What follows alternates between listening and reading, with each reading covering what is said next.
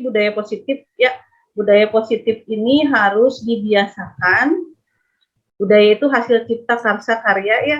Kemudian hal-hal yang positifnya harus ditanamkan pada diri siswa. Jadi walaupun kita sebagai guru yang baru, tetap harus menerapkan budaya positif di sekolah. Nah, kenapa harus seperti itu?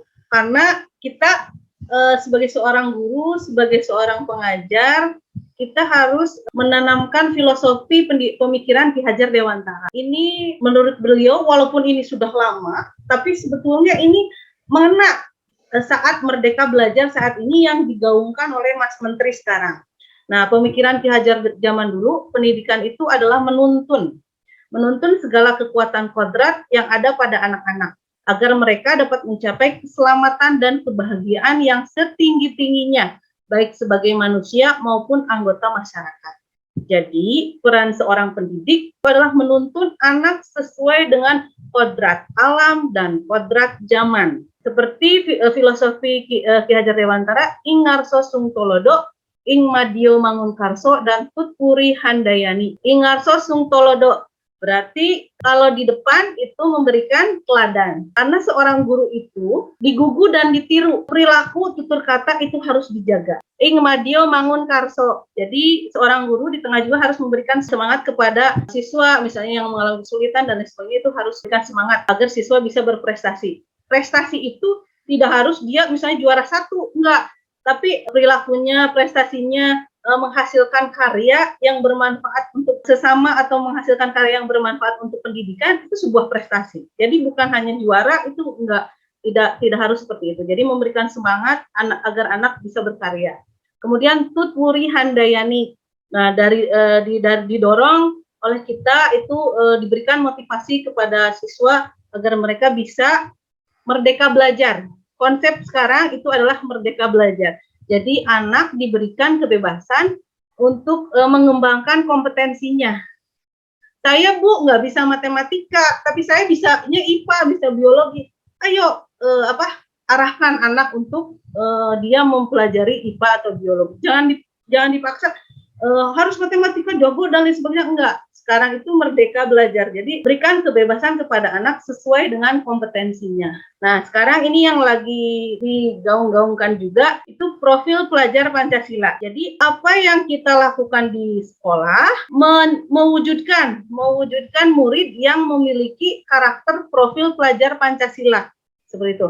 Jadi pembelajaran yang guru-guru siapkan itu merujuk pada agar murid itu tercapai profil pelajar Pancasilanya. Nah, apa saja? Pertama itu adalah beriman dan bertakwa kepada Tuhan Yang Maha Esa. Jadi, biasakan kalau misalnya sholat duha dulu. Anak-anak sholat duha dulu, atau berdoa dulu sebelum dan sesudah belajar, seperti itu ya. Tanamkan hal-hal positif seperti itu. Kemudian berkebinekaan global. Nah, ini ajak anak untuk berwawasan global, tapi dia tidak menghilangkan jati dirinya sebagai bangsa Indonesia, seperti itu ya. Kemudian bergotong royong. Nah, ini asah juga anak misalnya kalau dalam kegiatan apa misalnya untuk meneliti apa, itu bersama-sama bergotong royong. Kemudian kreatif, jadi berpikir kreatif. Kalau misalnya berpikir kreatif, kemudian bernalar kritis, itu identik misalnya kita punya sesuatu masalah, si anak asal untuk berpikir kritisnya apa. Kemudian dia pancing agar dia mengeluarkan ide-ide kreatifnya. Itu kan kita menciptakan pembelajaran yang mencerminkan profil pelajar Pancasila. Kemudian latih kemandiriannya, seperti itu ya. Jadi nanti kalau lebih bagus sih memang di perencanaan pembelajarannya kaitkan dengan profil pelajar Pancasila, seperti itu. Kemudian ini contoh sederhana penerapan disiplin budaya positif di unggulan, SMP unggulan ya. Ini waktu PAS penilaian akhir semester kemarin, itu biasakan anak berbaris dengan tertib dan rapi, itu budaya positif dilaksanakan. Kalau yang baik-baik itu laksanakan. Kemudian berdoa sebelum kegiatan atau sesudah kegiatan itu laksanakan. Kemudian mengucapkan salam, itu yang budaya positifnya silahkan dilaksanakan. Nah, tentu saja saat kita melakukan budaya positif, ada saja anak yang anak yang luar biasa ya, luar biasa dalam tanda kutip, seperti itu ya, anak yang ngeyel dan lain sebagainya. Nah, ilmunya apa? Ini ada praktik segitiga retribusi. Jadi saat Anda mengalami mengalami anak masalah, ada masalah, anak ini luar biasa. Nah, panggillah anak tersebut. Ingat, jangan menegur anak, dia melakukan kesalahan ya, dia melakukan kesalahan. Tapi jangan menegur anak di depan umum. Itu tidak beretika. Panggil anaknya, yuk ajak dia ngobrol. Caranya gimana? Yang pertama itu adalah stabilkan identitas. Jadi menstabilkan identitas itu misalnya, nah kamu itu tadi melakukan apa? Oke lah, setiap orang itu pasti mengalami kesalahan. Manusia itu pasti penuh dengan masih pasti ada kesalahannya. Jadi cool down. Jadi ajak anak untuk ngobrol bahwa oh iya Bu, tadi saya melakukan kesalahan. Iya nak, setiap orang itu pasti punya kesalahan. Kemudian validasi tindakan yang salah. Setelah distabilkan, validasi tindakannya.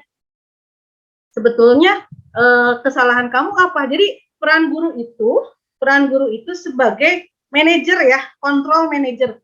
Guru itu memang perannya ada banyak, ada sebagai penghukum. Jangan sampai jadi seorang penghukum.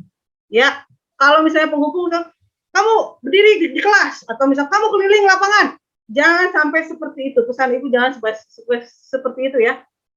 Jangan berperan sebagai penghukum. Kemudian ada lagi yang berperan sebagai pemantau. Jadi melihat aja, memantau ini anak bagaimana perkembangannya. Itu boleh-boleh sah-sah saja. Kemudian ada bertindak sebagai teman. Yang sebagai teman, nanti nih saya ibu bantu, nanti nih sedikit-sedikit ibu bantu. Nah, itu juga jangan terlalu sering ya, nanti anak ketergantungan. Yang bagus itu adalah berperan sebagai teori kontrol sebagai manajer. Nah, manajer itu terapkan ini praktek segitiga restitusi. Setelah tadi stabilkan identitas, kemudian validasi. Nah, jadi kesalahannya apa kamu tadi itu? Jadi kita bertanya. Kemudian terakhir meyakinkan menanyakan keyakinan. Jadi ada 3 tahap menanyakan keyakinan. Sekarang itu pada umumnya di kelas-kelas di sekolah itu adalah peraturan kelas, seperti itu ya, aturan sekolah. Nah, sekarang itu tren terbaru itu adalah keyakinan kelas. Ya, apa sih Bu bedanya aturan sama keyakinan kelas? Kalau keyakinan kelas itu saat membuat keyakinan kelas itu, ayo bareng-bareng dengan anak-anak. Nih, keyakinan kelas yang bagus itu seperti apa? Misalnya saya meyakini kami tidak akan terlambat untuk datang ke sekolah, seperti itu. Kalau aturan itu lebih kepada jangan terlambat, jangan begini, jangan begitu, seperti itu kan? Dan lebih kepada misalnya guru yang membuat, seperti itu. Nanti kalau masuk ke sekolah atau dunia sebenarnya, saat membuat keyakinan atau aturan yang umumnya sekarang aturan sekolah atau aturan kelas, nanti sepakati buatlah keyakinan kelas. Jadi keyakinan kelas itu bareng-bareng dengan anak. Ayo kita buat untuk keyakinan kelas untuk bersama-sama di kelas. Nanti kita patuhi bersama-sama seperti itu ya. Nah ini guru berperan sebagai kontrol manajer. Saya ajak anaknya ke ruangan, misalnya ruangan BK. Itu jadi jangan di depan umum. Ya, kalau anak melakukan kesalahan jangan langsung ditegur. Kamu itu begini, kamu itu begini. Jangan sampai guru juga berperan sebagai pembuat merasa bersalah anaknya, jangan.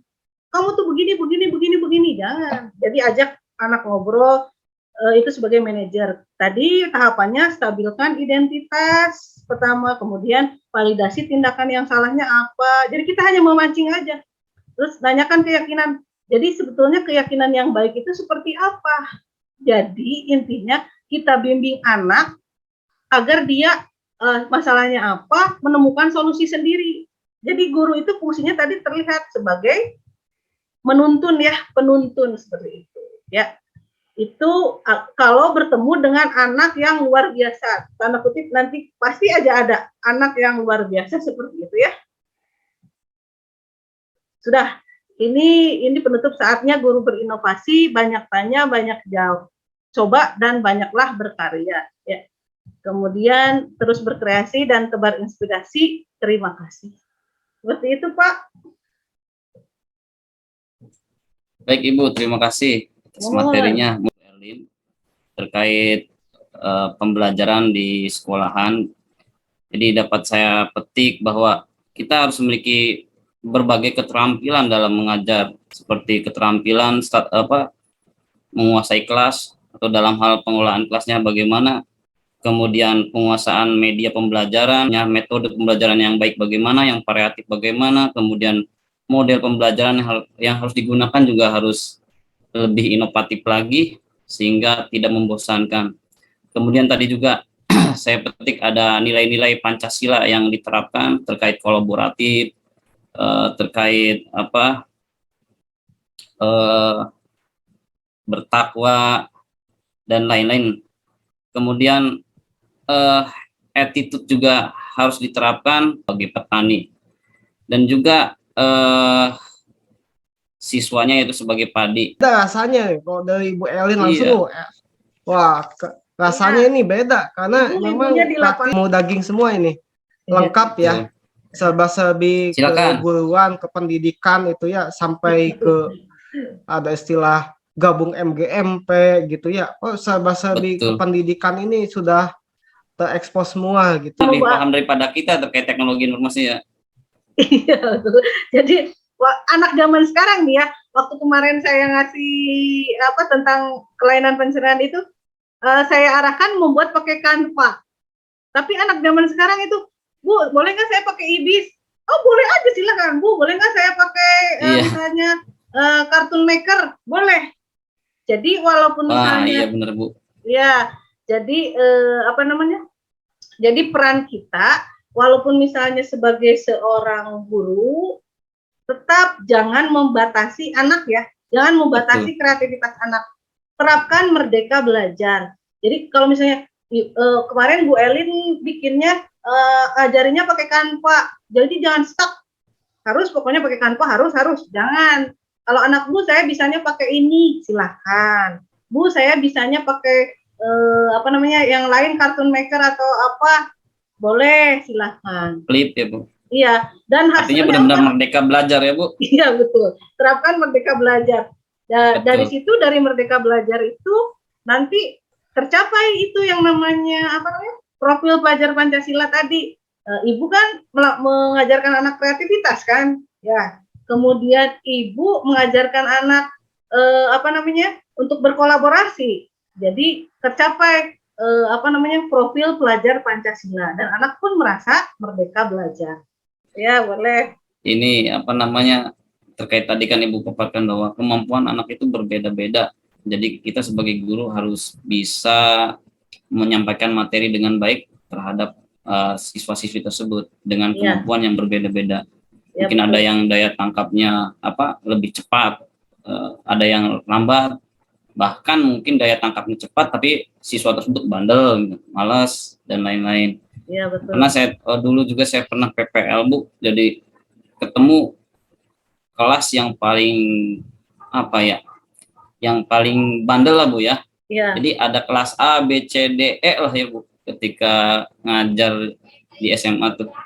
Dan yang paling bandelnya itu kelas E. Nah, saya kalau ngajar di kelas A, B, C, D itu biasa-biasa aja. Ketika ngajar di kelas E, wah rasanya harga di guru tidak ada.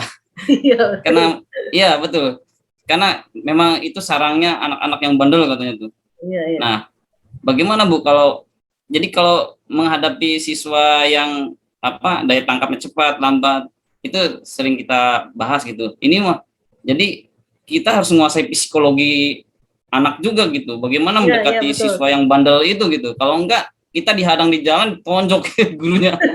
Nah, itu mungkin pertanyaan saya, bagaimana menghadapi siswa yang bandel, siswa yang smart, dan siswa yang daya tangkapnya lambat itu Bu. Oh iya. Ada 3. Terima kasih Pak Sugianto, luar biasa ya pertanyaannya ya. Jadi kalau misalnya kita menemukan memang murid itu unik ya, seperti tadi Ibu sampaikan, murid itu unik dan beda-beda. Ada yang pinter banget, ada yang sedang, ada yang misalnya bandel, ada. memang sebagai seorang guru kita harus memahami multiple intelligence. Jadi menurut Gardner itu tiap orang, tiap individu itu dia punya misalnya kecerdasan intelektual, dia kecerdasan kinestetik, dia auditori, dia senangnya mendengar dan lain sebagainya. Seorang guru tetap harus memahami karakteristik anak, intinya karakteristik murid seperti itu harus paham. Nah, untuk misalnya yang dia smart, pintar dan itu kita berikan misalnya pengayaan. Tetap ketiga level itu kita berikan bimbingan. Untuk yang smart kita berikan pengayaan, misalnya dia sudah bisa ini, oh sepertinya materi yang lebih tinggi lagi, misalnya diberikan lagi pengayaan, misalnya tentang misalnya tentang kita membahas jaringan tumbuhan, kita berikan teknologi yang terkait dengan tumbuhan misalnya. Ini pengayaannya. Jadi anak kan lebih terarah tuh ya, dia sudah punya basic yang jago, jadi akhirnya kita berikan pengayaan, kita berikan tambahan ilmu seperti itu, kaitkan dengan perkembangan teknologi atau apa dan lain sebagainya, atau membaca artikel, mencari artikel dan lain sebagainya. Literasi diterapkan tetap. Kemudian untuk yang sedang, yang low, tetap kita kasih juga bimbingan. Misalnya kita berikan pembelajaran remedial, ya, misalnya dari 6 soal atau dari 5 soal lah, dari 5 soal ini anak yang nggak bisanya ini yang mana? Kita lihat jawabannya ya, anak yang nggak bisa ternyata misalnya nomor 3 dan 2, atau misalnya nomor 1 aja nggak bisa dia, kita berikan bimbingan. Atau misalnya kalau misalnya kita repot nih saking banyaknya, kita manfaatkan tuh yang pintar menjadi membimbing, ikut membantu membimbing, melatih ya allow, ya siswa yang allow itu. Jadi si anak yang pintar boleh diberikan pengayaan atau bisa menjadikan tutor sebaya, itu boleh ke anak yang low itu. Nah untuk yang anak yang tadi yang terakhir itu ya, yang luar biasa lah. Ya, nah itu kita berikan pendekatan. Begini ya, intinya ilmunya adalah jika seorang anak atau seorang murid itu dia melakukan sesuatu, itu ada tujuannya. Jadi anak berbuat sesuatu, intinya dia punya tujuan. Saya melakukan ini tuh ada tujuannya gitu. Jadi setiap tindakan yang dia lakukan itu ada tujuannya. Kita dekati anak itu seperti biasa. Tadi tips dari Ibu, lakukan segitiga retribusi, ilmu yang baru tuh, segitiga retribusi. Jadi pendekatan ke anaknya, nak kamu tuh kenapa seperti itu? Bu, saya tuh begini. Oh, berarti kan dia punya maksud tertentu ya, melakukan misalnya tuh ribut apa tuh. Berarti kan dia pengen diperhatikan tuh. Bu, saya tuh Bu nggak diperhatiin sama Ibu misalnya. Seperti itu kan. Berarti kan ada tujuannya tuh. Jadi dekati, ajak ngobrol. Oh iya, kamu tuh melakukan itu tuh ternyata pengen diperhatikan nih sama Bu Elin tuh begini. Terus kalau misalnya pengen diperhatikan, jadi harus bagaimana? Pancing aja terus, dianya memunculkan masalahnya sendiri dan dianya mencari solusinya sendiri, seperti itu. Tapi tetap dalam bimbingan kita. Jadi tips untuk yang rada anak-anak yang bermasalah, ya terapkan itu segitiga retribusi itu. Jadi lakukan pendekatan kepada anak sampai dia menemukan solusi masalahnya. Nah, jadi peran guru itu disitulah sebagai control manager seperti itu.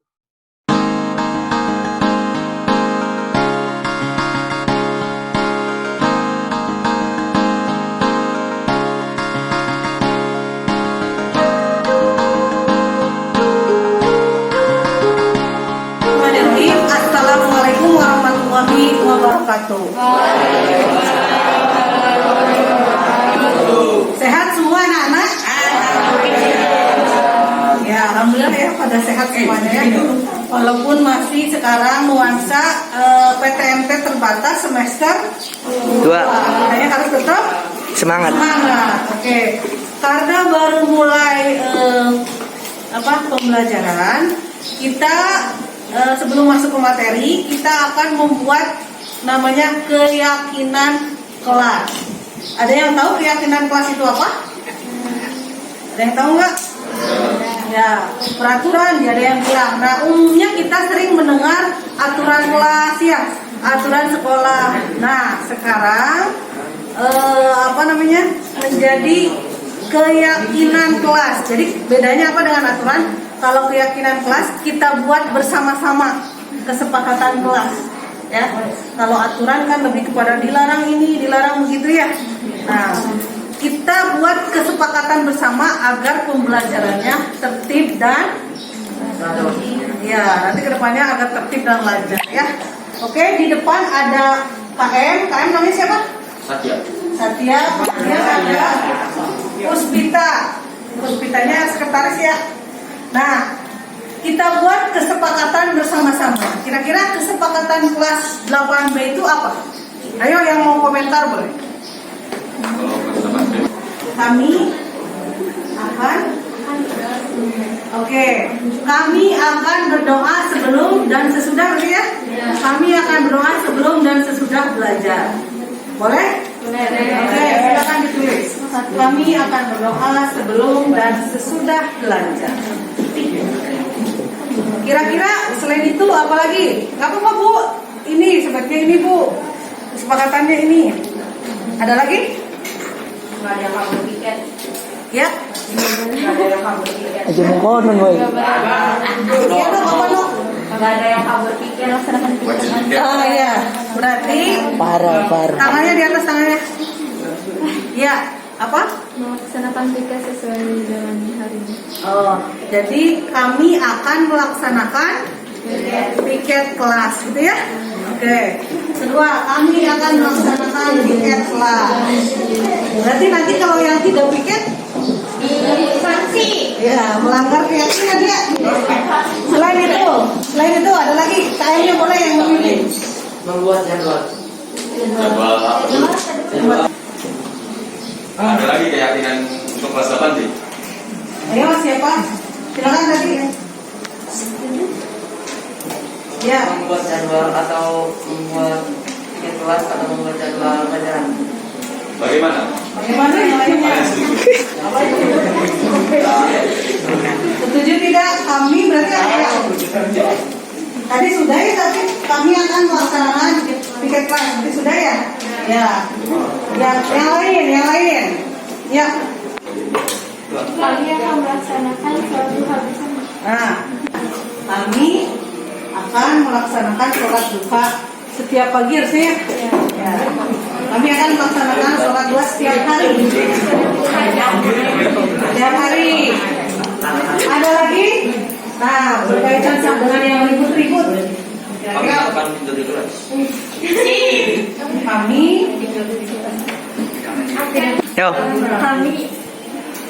Kami akan belajar bersungguh-sungguh. belajar bersungguh-sungguh. Boleh? Boleh tidak? Kesepakatan?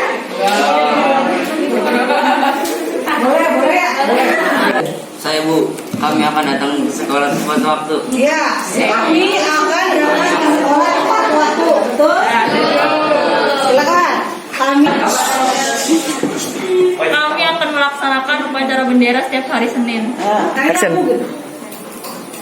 Bu, selalu ikut berduka jika ada salah satu anggota kelas yang berduka. Nah, berarti apa tuh? Saya Bu. Kami tidak akan bermain bola di dalam kelas. Ya. Kami tidak akan bermain game saat di jam pelajaran ini. Kami tidak akan membuli sesama teman. Dengarkan baik-baik anak-anak.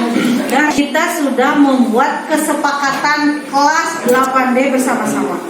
Untuk lebih mempertegas, lebih mengingatkan kembali, silakan KM bacakan keyakinan kelas yang sudah kita buat bersama-sama. Untuk keyakinan kelas 8D diantaranya ialah pertama, kami akan berdoa sebelum dan sesudah belajar. Ya. Untuk yang kedua, kami akan melaksanakan piket kelas. Ya. Ketiga, kami akan melaksanakan sholat duha setiap harinya. Untuk keempat, kami akan belajar bersungguh-sungguh. Yang kelima, kami akan datang ke sekolah tepat waktu. Yang keenam, kami akan melaksanakan upacara bendera setiap Senin. Yang ketujuh, kami akan berempati terhadap orang teman yang sedang terkena musibah. Yang kedelapan, kami tidak akan bermain bola di dalam kelas. Yang kesembilan, kami tidak akan bermain game saat jam pelajaran dimulai. 10. Kami tidak akan membuli sesama teman. Yang terakhir, kami akan menghormati sesama teman dan guru.